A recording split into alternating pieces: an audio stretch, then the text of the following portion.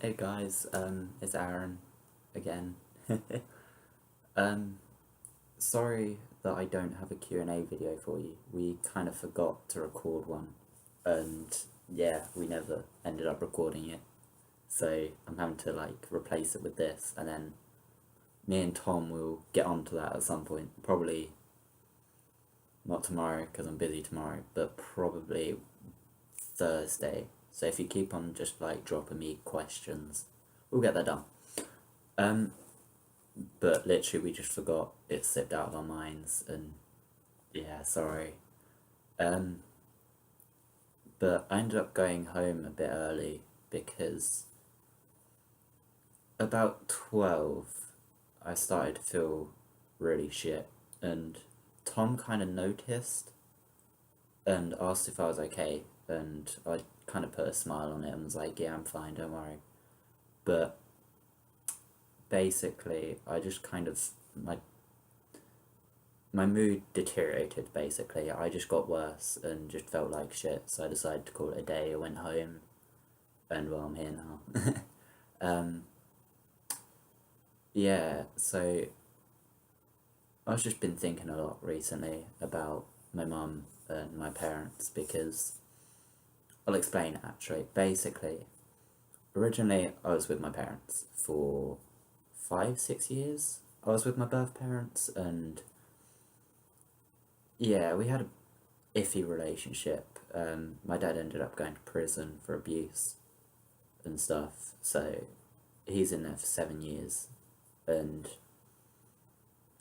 I hate him. Basically, like, I can't stand him. I see my mum occasionally last year. She lives in Dagenham, and I get along with her. She's nice. Like, I love her to bits. It's just she's not a mum figure. She's not what I want as a mum 24/7, because she doesn't, I don't know, it's weird. She doesn't have that kind of mum feel about her, but I still love her in the way that, like, she's my mum, so of course I love her to bits, and I'd always be there for her, but it doesn't feel like she's always there for me, and that for me is hard because I get down quite a lot, and I need someone to turn to that I can cry on or whatever, or just get a hug or say I love you to every now and then. And it's difficult because I want to see my dad. He's in prison, but I want to see him because I feel like I need to go back to move forward, and I need to revisit what happened rather than kind of ignore it and move on, if that makes sense. But yeah, so I've been thinking about that a lot. And after my birth family, I went into foster home because I got removed from my parents. And I spent another 2 years with them. And they were nice, like, ish. They were a bit douchebaggy and a bit stupid because I think I was their first foster child. And I was with my sister. And, oh, and I love my sister to bits, but she's a bit of a douche at times. Yeah, I'm trying not to swear as much, but she's so annoying, and we argue, but all brothers and sisters do. And pretty much I spent a lot of my time in my room. Sorry, I've got an itch. um, fucking stupid itch. But I like used to get sent to my room a lot for things that I didn't do. So, for instance, the old piano that I had downstairs, I never touched it in my life, and a bit broke off it, and they then accused me, and I was like, I didn't do it, so they sent me to my room for lying, apparently, and I didn't lie about it. I just got my fucking jumper. Try not to swear as much. Jesus Christ, Aaron. But yeah, that was difficult for me because I don't like being alone often, because it's weird. I like having people to talk to. That's why I like seeing my friends a lot, because they're amazing. They support me in any way possible, and that's what I like about my friends, is that they will be there for me and I will be there for them. And oh, sorry, my lip piercings. Oh, but yeah, they're there for me quite a lot, and thank you for that because you guys are brilliant. And then but yeah, getting back to the story. um, I was then there for 2 years. I then went into adoption with my family in Cambridge. I made a lot of friends there, some more like closer than others, obviously. And as I said in the last video, like I struggled with friends because I felt like people didn't like me. Like I wanted to get along with others. It's just I felt like they didn't want to get along with me. Like they just wanted to ignore me. Like I was the one that just kind of sat there, was there. Everyone knew I was there, just didn't communicate. And then I think my first friend was Hannah. Hannah? No, it was Lewis. Lewis was my first friend, and he was amazing. Like lovely guy, just a bit of a douche at times. And then I became friends with Hannah and Zoe Clayton and Leah Kay and Abby Eyre and Ben Thompson and Faye Darcy and loads of other people. Sorry if I forgot your name, but yeah. Oh, and Tommy. Tommy, the bloody gaming freak. But no, he was amazing and everyone was amazing.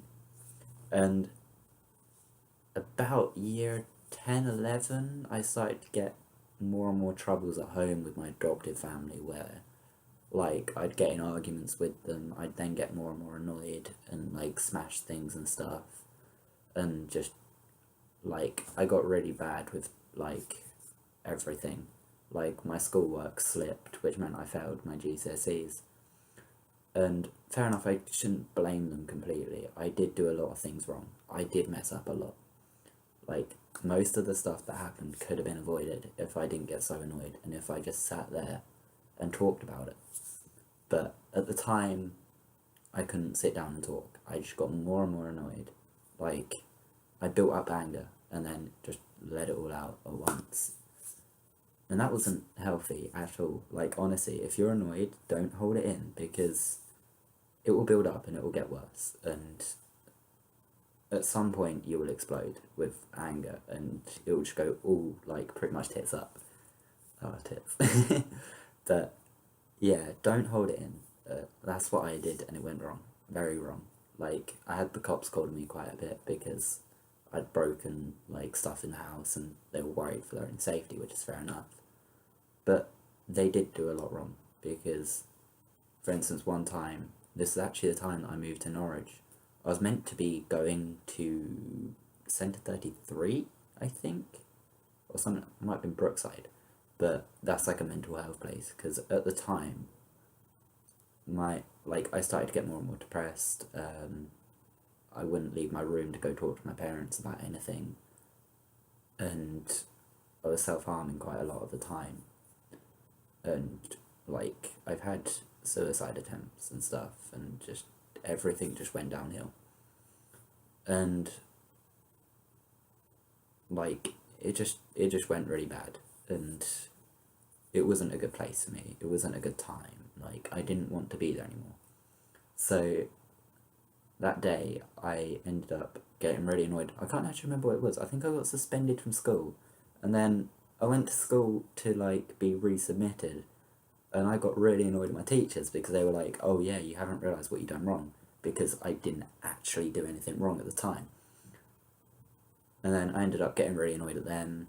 Went home with my dad, who then questioned me about everything that had happened, and I was just getting more and more annoyed at him and ended up shouting at him, which I feel really bad about because I really do miss my parents. Like, they were there for quite a bit of it, and I feel really bad because I feel like I've let them down. Like, where my life has gone, I feel like I've just completely fucked everything up for them. And, like, I love them to bits, and I do miss them. Like, I would freely go visit them at any point, but unfortunately they don't want me there, so I'm just like, okay, I'll give you a space then because that's fine. I'd rather make them happy than like see them upset because I'm making them see me or whatever. And then but yeah, I got annoyed with them, and then pretty much we got in a massive argument. Mum came home at this point, came running up the stairs hearing me shouting and screaming, and I ended up smashing my TV because they were like, "Oh, we're gonna take the TV downstairs then, and you're not getting it back." And I was like, well, if I'm not allowed it, then you're not allowed it. So I kind of broke the TV. I then lobbed a controller, a PS3 controller, which I really miss that PS3 controller, at the wall, which made a hole, like that big hole in the wall. And that, I'll come back to that because that will actually be handy with this. And then my parents then were like, right, get out of the house. We're worried for our safety, pretty much. And I was like, well, I'm not leaving. This is my house. I want to be here. So they then dragged me out of my room, as in physically dragged me out. And then stood there and was just like, well, come on and start a fight. Because I was really annoyed at this point. I didn't know what was happening. And I was scared myself. Like, I was scared of myself and of them. Sorry. But they ended up dragging me down the stairs at this point, and I was getting really like upset. I was crying at this point as well, and like pretty much I stood out front. My sister opened the window for some reason and started shouting stuff at me like, what the hell are you doing, you've ruined this family and all this. And my brother came out, well, not biological brother or biological sister, but I still love them to bits because they're family, like, pretty much. But yeah, my brother came out and started yelling at me and all this, and I was just getting more and more wound up. They then called the police because I broke a window and a couple of other bits and bobs, and just got really annoyed and really angry and stuff. And then the police turned up in a van and a car, right? And I didn't, like, at this point I'd like sort of calmed down enough to know that I'd fucked up, and I then was like worrying I was gonna get like arrested and stuff for charges, and I didn't want to go down because who wants to go to prison, eh? Like, no one wants to actually go to prison. But I then ran across a field to get away from the police, and like where my house was, the house was here, and there was another house here with like a field around it. So I ran behind the house, and they went into the like my house. I then darted across the field and walked down this pathway where another van was, a police van, because they'd driven down and back round the path. And he then pegged it up the path towards me, so I pegged it in the other direction, ran down a dirt track and hid at my dirt jumps, which I don't know why at the time, but it was a good idea because it hid me from them. They then were like, went back to the van, drove back to mine. I then walked from Abington to Linton, which is about a 20-minute walk to an hour, depending on how fast you walk, and managed to get to the school, walked around the school a couple of times, up again, and the van just pulled up next to me and was like, either you need to get in this car, or we're chasing you across that field, and we would arrest you. And I was like, right, probably a good idea to get in the van. So I got in and spoke to all of it about them. Well, to them. And then, to them about them, sorry. And then, yeah, so I sat there, explained what happened to them. I then, sorry, my hair's really annoying me. Yeah, I then got to, like, my house, and, like, there was a social worker there, and I was like, right, what's going on? And they were like, basically, your parents don't want you here anymore. And I was like, okay. And I was trying not to, like, cry again, because at this point I was crying way too much. Don't like crying. But yeah, that happened. And then they were like, right, you need to come to the like office with us. Luckily, my parents didn't press charges, which I am very thankful about, because they could have easily messed up my life. Sorry, I can't talk today. But yeah, and then pretty much what happened from there was we sat there for ages and tried to find a place for me to go in Cambridge where I could stay for a couple of nights. That never happened because we couldn't find anywhere in Cambridge. So they managed to find somewhere in Norwich, which is here. Now this has been my home for a year now, and like I haven't had any contact with my like mum or my birth mum. Like obviously I've called them a couple of times and said sorry, because I am really sorry for what happened, because I know I messed up, and I realise that now, and fair enough, it shouldn't have taken me a year to realise it, but I'm slow. And I miss them a lot. But anyway, yeah, I've been here a year now, and I guess moving here was kind of the best thing that could have happened to me, because I don't know, it's weird. It was like, it was a good thing yet a bad thing, because I don't know, it was weird because like I made a lot of friends whilst I'm here, and I love all of them to bits. Like, I've even got a girlfriend down here now who's so supportive and so amazing that it's unreal. And my like new foster family are perfect. Like, they've got an 19-year-old son. I don't actually know how old Brandon is, but yeah, he's an age. And he's brilliant, he's hilarious. Like, fair enough, he's moody quite a lot of the times. And I think he hates me, but he's brilliant at times and really funny. Spends a lot of time in his room playing Xbox, but at some point in the vlog you'll just hear him screaming like, ah, you douche. But yeah, it's brilliant here. Like, I love it. Like, they got a daughter who's absolutely brilliant. Like, she messaged me the other day giving me support, and I think I actually cried when she sent that message, because I never feel like when I was like at my old house, I never felt like that many people were there supporting me. Like, I had people at school, I had my friends, like Hannah Wakegood, you were brilliant. When my parents called me saying that they didn't want to talk to me anymore and I shouldn't call them or contact them, you were there for me, and I am so grateful for that, because I think if that hadn't have happened, if you hadn't have been there for me, everything would have gone downhill even quicker. And I think, sorry, I just burped, fuck me. I'm being really weird, I'm sorry. Don't hate me. Yeah. And you helped me through a lot. Like, you know a lot of what happened, and I am so grateful for what you did that day. Literally all you did was hug me, but at the time that was all I needed. And I am extremely thankful for that, because I think if you hadn't have done that, then I wouldn't be here, because that would have been it for me. Like, that would have been my last straw, pretty much. Like, yeah, you get what I mean.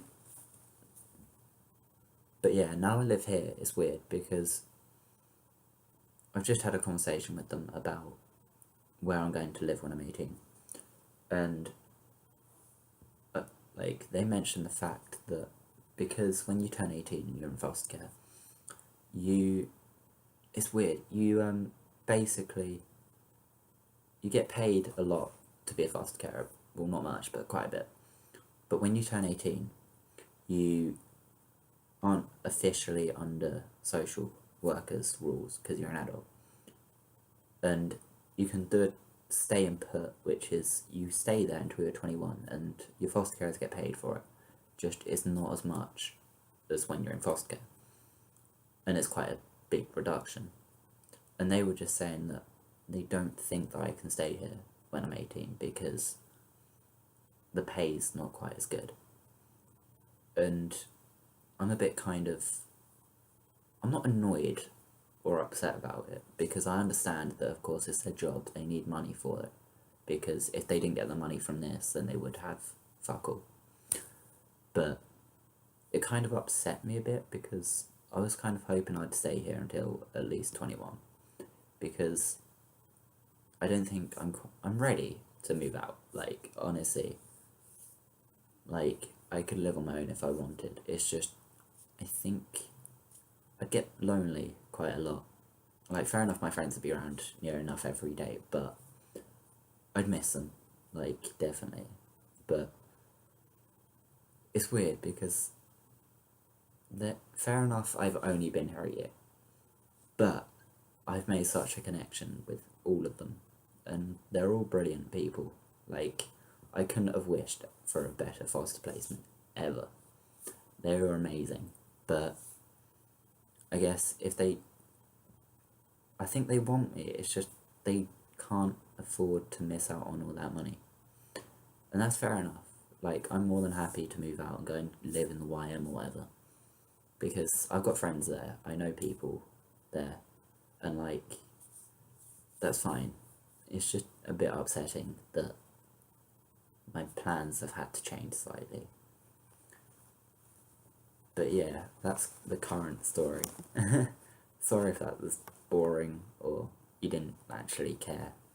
Like, if you've actually watched this far, thank you, because I don't know, I guess this like video was a bit of a rant in a way, but like I felt like I actually needed to get that off my chest because my mood recently has been really down. Like right now I feel like absolute shit because I don't know, it's just weird. I'm upset, but I'm not. And like, I'm trying really hard to make others happy by being happy myself, but I guess sometimes you just really need to like make yourself happy to make others happy. And I need to do that, but at the same time I don't want to disappoint anyone. But yeah, sorry. But yeah, I apologise that there's no Q&A. I will probably do on Thursday, if I feel up to it.